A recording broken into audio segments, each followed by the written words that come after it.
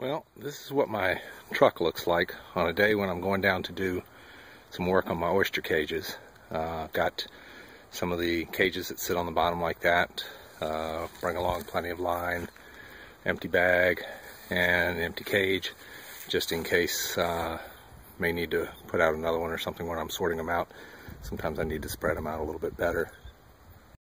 It's about low tide. It's on November 2nd, I think it is, and it's about 3 o'clock in the afternoon. It's about 65 degrees today, and the water's not too cold, so I'm going to get out there before winter gets here and try to get everything straightened out. You can see this pier has seen better days. So my oyster cages are on the bottom, and there's not a lot of information about that out there. A lot of it seems to be all about people who hang their floats from the piers, and since my pier is not in existence anymore, here I've got one of my latest creations. I went down to a friend of mine that owns Mobjack Bay Seafood, John Vigliotti, and he gave me this big cage. I'll show you one. Most of it's not. I thought I'd show you a little bit about what bottom cages look like. Now, this is one of my cages sitting on the bottom. The water's pretty clear today, and it just what I do is I tie them to the pilings, and that works pretty well to keep them from going anywhere. There's another one over here.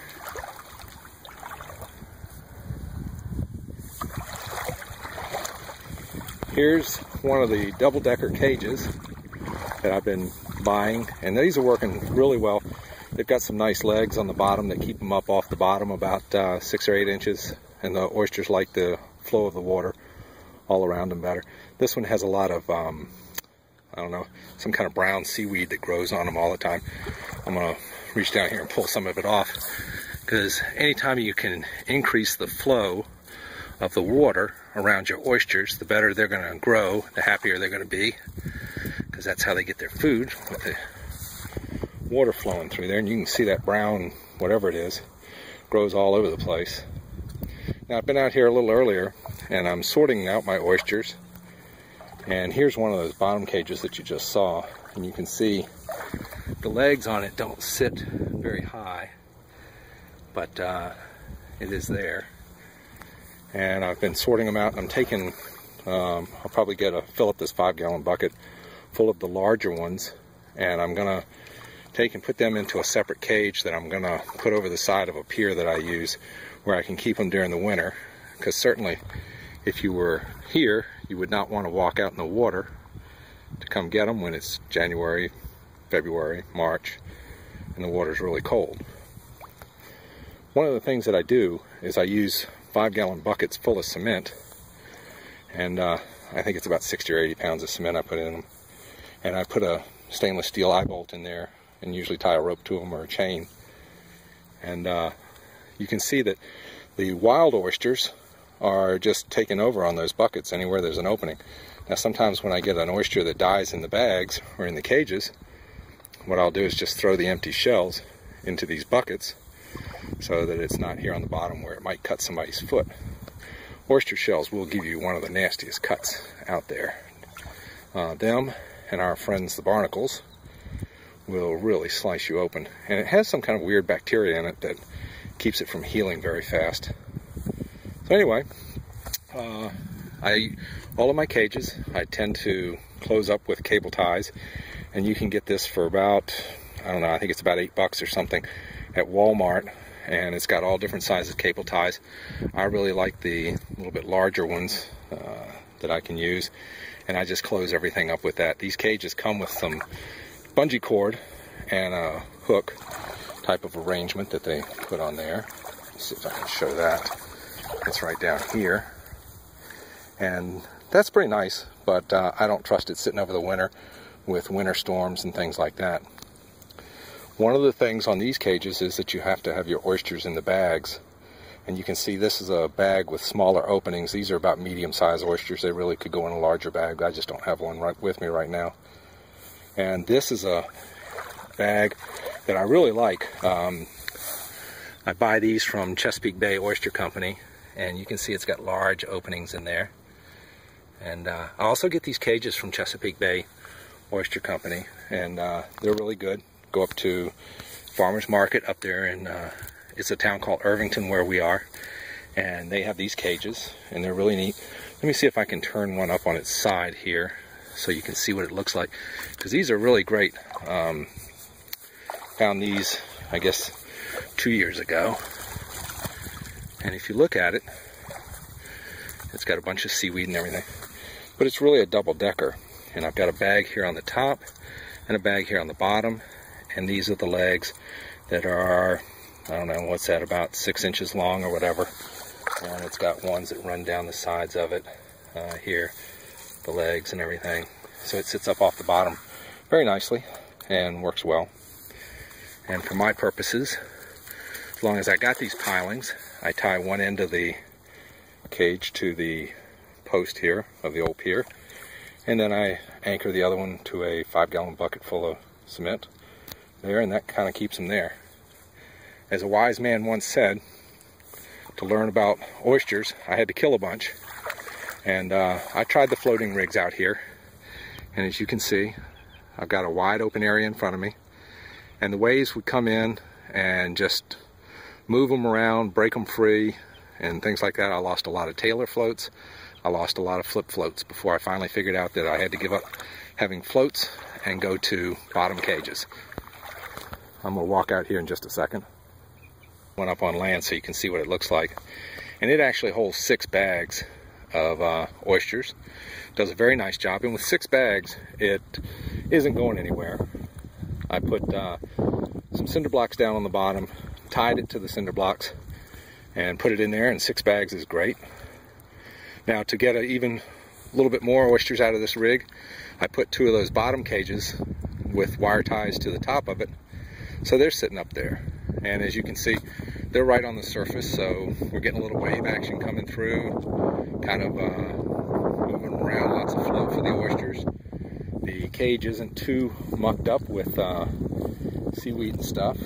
I don't know if that orange is coming through on the camera, but we've got some kind of orange, spongish looking stuff that's growing on the cage there.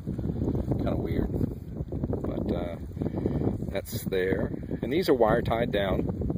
And again, they are tied to the post up here. And there's a bucket of concrete down there as well. And with the weight of, let's see, what do we have? We got 6 bags too. We got 8 bags there of oysters.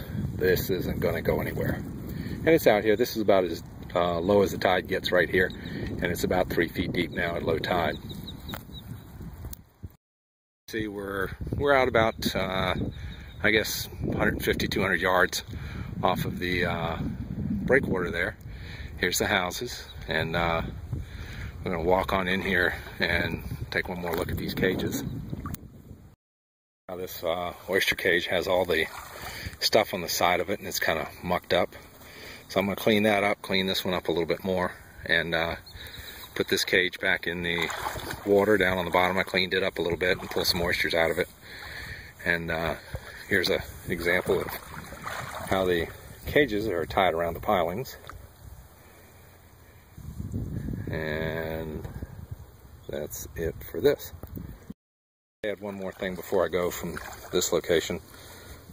See these buckets, and they're the ones with all the oysters in there. And most of these are wild oysters, I call them.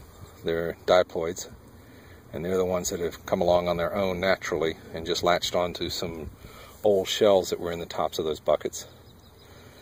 I've been wondering why people don't take the old crab pots, the broken ones, they call them ghost pots, and give them out to some of the oyster people.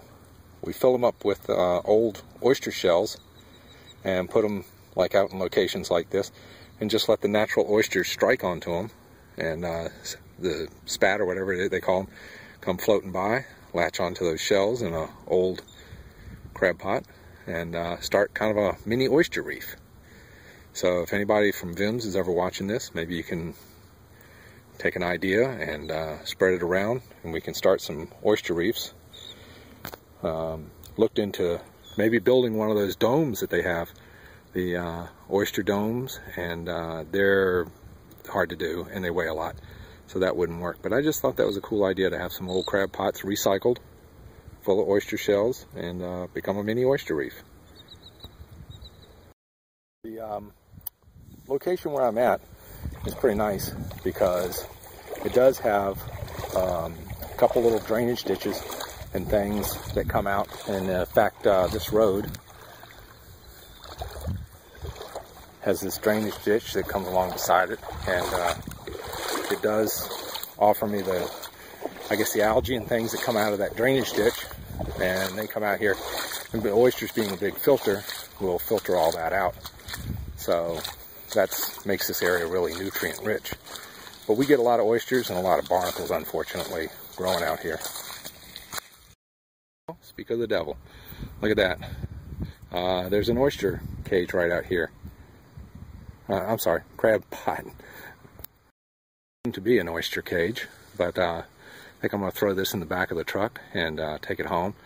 I've got a little pieces of some vinyl coated wire scrap and some wire ties, and all my oyster shells from this winter I'll put in there, kind of stitch it up with some wire ties and whatnot, and then I'll bring it out here and anchor it to one of those pilings and see what kind of wild oysters I can get to strike onto it. Okay, here's the cage that holds 6 bags. As you can see, it's made out of pretty heavy wire. This one is bent up because I did get it from Mobjack Bay Seafood, kind of a surplus sale they had. And it holds 6 bags. It sits on the bottom. It does pretty well. And my friend John down there did have some with legs on it, and if I was to go back and get some more, I would probably get them with the legs so that I didn't have to put the cinder blocks under them. And here's the bags that are sitting in them. That's an example of the bag that has the oysters, and that's kind of the medium-sized bag. By medium-sized, I mean the size of the opening in the mesh there. There's another bag, and you can see that red sponge material. I gotta call a science teacher I know that is into all this stuff, a friend of mine named Sherry Rollins, Master Oyster Gardener, and ask her about that and make sure everything's kosher on that. This is what I call a baby bag, and the baby bag has a very fine mesh, and when you first get your oysters, they are spat and they're very small, so you have to put them in a baby bag, and you can see that mesh is very fine, very, very fine, and keeps everything out. I have had a crab chew through one time, and I lost a whole 1,000 spat there, but since then had pretty good luck. I usually try not to keep them in the baby bags too long because they don't get good flow, and you can see the white, kind of the where the silt and stuff has grown up on it, and then it does slow down the flow. And of course, as I mentioned earlier, the flow is important because that's how the oysters eat, the water flowing by that they filter through. So I try to get them out of the baby bags as soon as I can, and as soon as I can move them into a medium-sized bag, then I do that.